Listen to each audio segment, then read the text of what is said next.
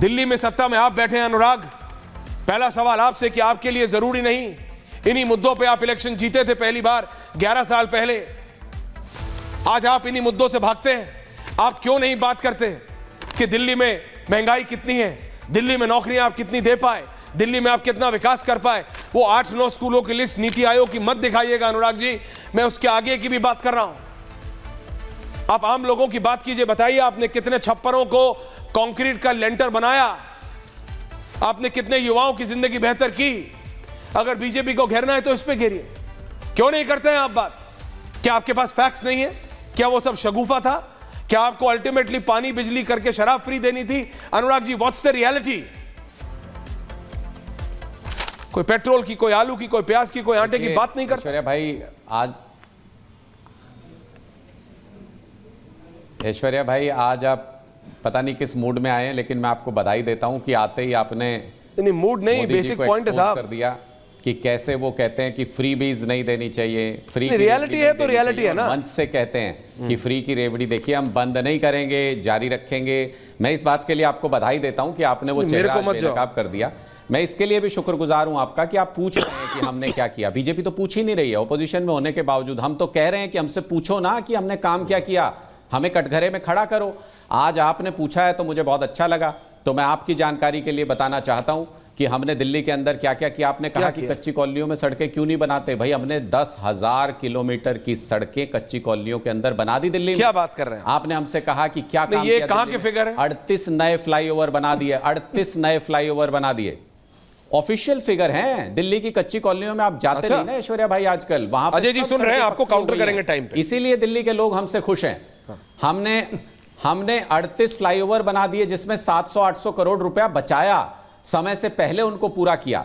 इसके साथ साथ हमने 3 लाख सीसीटीवी कैमरा लगा दिए, 3.5 लाख हमने दिल्ली के अंदर स्ट्रीट लाइट्स लगा दी। डार्क स्पॉट होते थे बहुत ज्यादा, स्ट्रीट लाइट्स लगा दी हमने 6800 किलोमीटर की सीवेज पाइपलाइन लगा दी। कच्ची कॉलोनियों को पहली बार सीवर के जरिए जोड़ दिया ताकि वो सीवेज ट्रीटमेंट प्लांट में सारा का सारा सीवेज जा सके।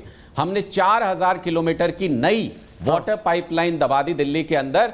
उसी पाइपलाइन के जरिए जो हम कहते हैं ना 24 घंटे पीने का पानी कैसे देंगे, वो 4000 किलोमीटर की जो फ्रेश पाइपलाइन डाली है उसी से ये पीने का पानी घर घर तक पहुंचेगा और बहुत जल्दी आने वाले समय में पहुंचेगा।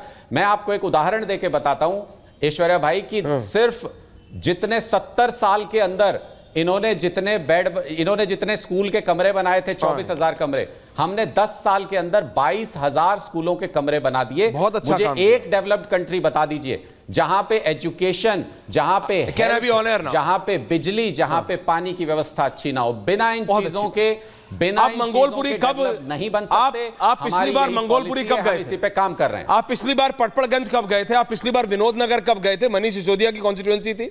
अब वो मतलब अवध वो जो ओझा साहब हैं गुरु, मतलब आप मुझे बताइए आप विनोद नगर कब गए थे पिछली बार? एरिया भी ऐसा नहीं मिलेगा जहां कच्ची सड़क हो। सुनो अनुराग भाई, आप पत्रकार रहे हो, मैं भी पत्रकार हूं। वहां पे एक प्रेस अपार्टमेंट करके जगह है, ऐसा नहीं मिलेगा। अनुराग भाई सवाल नहीं सुनोगे कैसे चलेगा? ऐसा नहीं मिलेगा अनुराग भाई, सवाल नहीं सुनोगे कैसे चलेगा?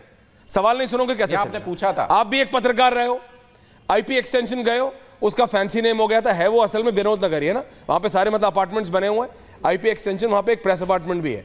आपका भी कोई ना कोई पत्रकार वहां रहता होगा, जानते होंगे आप। कभी वो सड़क पार पानी आता है जहां पे मतलब अपार्टमेंट्स है, सड़क पार विनोद नगर है, सड़क पार है विनोद नगर।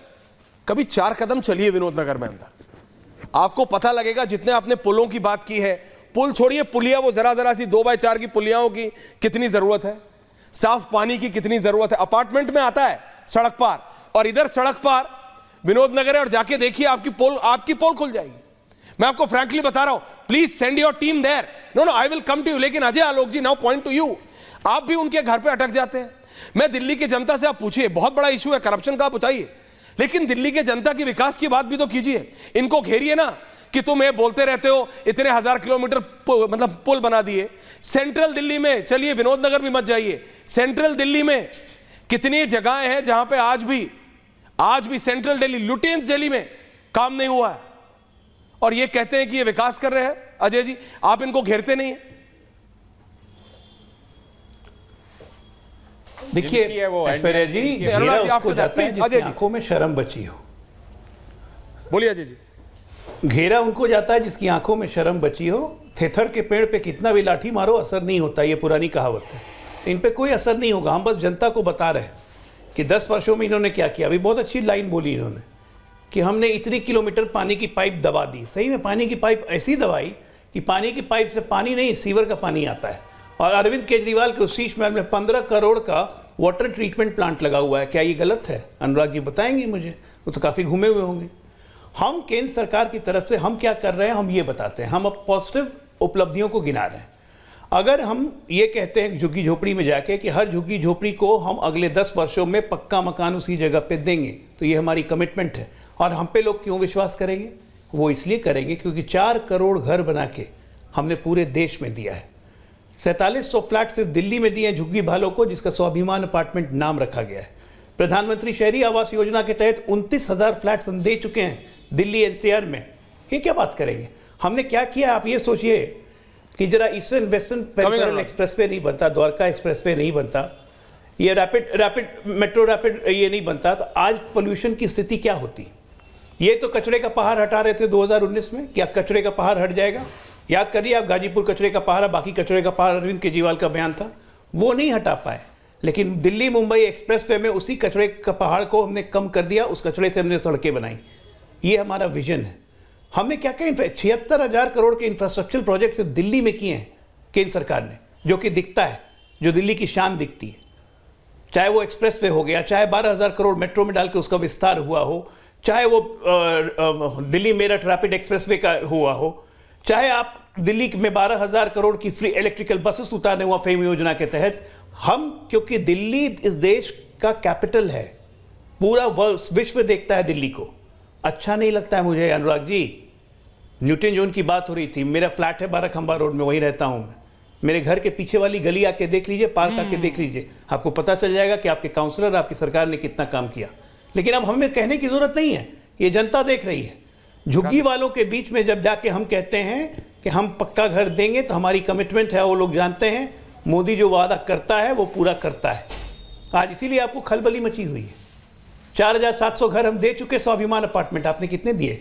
आपने तो अपने घोषणा पत्र में लिखा था ना हम पक्का घर बना के देंगे। अब बाद में हम पी खेलने लगे कि हमें जमीन नहीं देते डीडीए। तो फिर आपने ये वादा क्यों किया था जब डीडीए आपके पास नहीं थी? तो मतलब फर्जी बोलना, झूठ बोलना, नंगा झूठ बोलना, और उसके बाद उसको बेशर्मों की तरह डिफेंड करना, ये कला है केजरीवाल में। मैं इसलिए उनको कपटीवाल बुलाता हूँ, क्योंकि केजरी नहीं है, कपटीवाल है। और अब आपने दिल्ली के झुग्गी झोपड़ी जिसमें 70% आबादी बिहार और यूपी के लोगों की है, आपने उनके बारे में कह दिया कि ये फर्जी वोट बनवा के यहाँ दिल्ली आ रहे हैं। और तो और अगले दिन उनको दोगला भी कह दिया।